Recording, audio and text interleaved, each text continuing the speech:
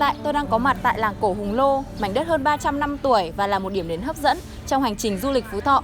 Hôm nay tại đây sẽ tổ chức một buổi ca diễn hát xoan của các nghệ nhân thành phố Việt Trì đón tiếp du khách nước ngoài.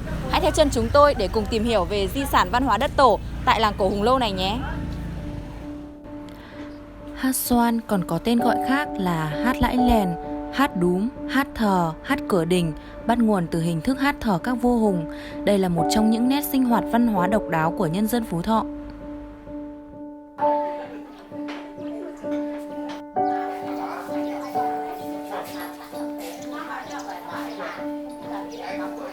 Phía sau lưng tôi đang là hình ảnh các nghệ nhân trước buổi biểu diễn chào đón đoàn du khách nước ngoài. Sau khi được UNESCO công nhận là di sản văn hóa phi vật thể đại diện cho nhân loại, thì hát xoan đã trở thành một sản phẩm đặc sắc trong hành trình du lịch đất tổ. Hàng năm thì Phú Thọ đón tiếp hàng triệu du khách về tham quan các di tích gắn với các thời đại của vua hùng, trong đó trải nghiệm hát xoan là một trải nghiệm đặc sắc không thể thiếu.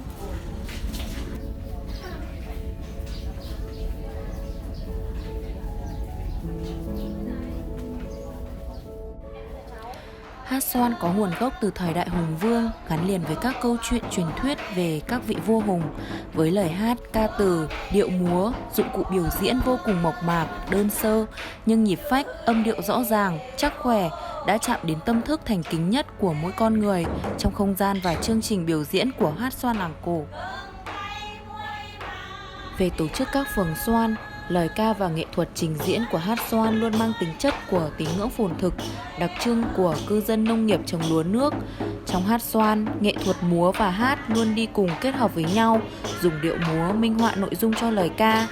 Có 3 hình thức hát xoan: hát thờ cúng các vua hùng và thần thành hoàng làng, hát nghi lễ cầu mùa tốt tươi, cầu sức khỏe, và hát lễ hội là hình thức để nam nữ hát trao duyên.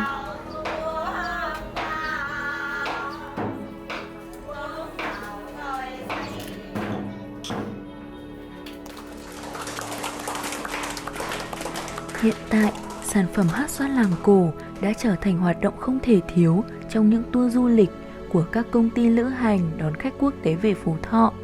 Sau khi thăm viếng đền Hùng, du khách tham gia chương trình sẽ trải nghiệm hát xoan làng cổ, từ đó có thể hiểu được toàn vẹn và sâu sắc hơn về nền văn hóa đất tổ cội nguồn.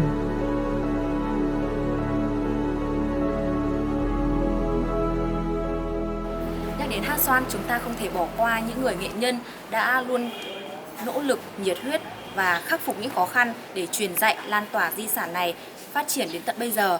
Hôm nay chúng ta sẽ cùng gặp nghệ nhân Nguyễn Thị Lịch, bà trùm vườn xoan An Thái để tìm hiểu rõ hơn về loại hình diễn xướng dân gian của vùng đất tổ này nhé. Như con được biết thì cô đã gắn bó với hát xoan từ rất lâu và đã được nhà nước phong tặng là nghệ sĩ ưu tú. Thì cô có thể chia sẻ cho con và khán giả cùng biết là cơ duyên nào giúp cô gắn bó với loại hình diễn xướng dân gian của đất tổ mình không ạ? Vâng, tôi rất là may mắn. Xin được chia sẻ câu chuyện như sau. Tức là tôi thì sinh ra và lớn lên trong một gia đình có cái truyền thống hát xoan. Tức là hiện nay có 5 đời hát xoan. Và tôi là đời thứ 3. Vì ông nội tôi là ông Nguyễn Văn Triều là trùm hát. Và sau đó đến bố tôi là Nguyễn Tất Thắng là trùm hát. Và đến tôi là con gái duy nhất, là nữ duy nhất của tỉnh Phú Thọ là trùm hát. Và bên cạnh hát xoan thì ở Phú Thọ còn phát triển nhiều loại hình khác như là hát sẩm, hát ghẹo, hát ca trù. Thì cô có thể chia sẻ cho con được biết là điểm khác biệt và đặc sắc nào của hát xoan so với các loại hình khác không ạ? Dạ vâng, đây là loại hình nghi lễ nên khi hát thì đào hát là phải uốn tay, là phải để ngón tay cái để trong lòng bàn tay, khi uốn vào thì trở thành cái nụ hoa, mà khi mở ra thì trở thành cái cánh hoa, mà hoa thì nở về mùa xuân. Hát xoan hát về mùa xuân, nhưng vì tên của vợ là Xuân nên phải gọi lấy sang hát xoan, nó là như vậy. Và nó khác đặc biệt với những cái loại hình nghệ thuật khác là chỉ có trống, đạo cụ của xoan chỉ có trống và phách, ngoài ra không có một cái dàn nhạc nào để phục vụ cho hát xoan. Đấy là đặc điểm nó khác so với tất cả các loại hình nghệ thuật khác. Và đây hát cửa đình còn gọi là khúc muôn đình. Dạ vâng ạ. Hiện tại My name is Mary.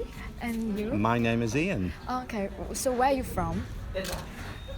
We are both from England. England England, right. from a city called Sheffield in the north of England. Okay. So, have you ever listened to that kind of music like fox music No. before? No, No, we've never great. Oh, listened to it. so how do you feel about this? it's great. We enjoyed it so much. It was very Okay. beautiful, Yeah. and we loved the singing.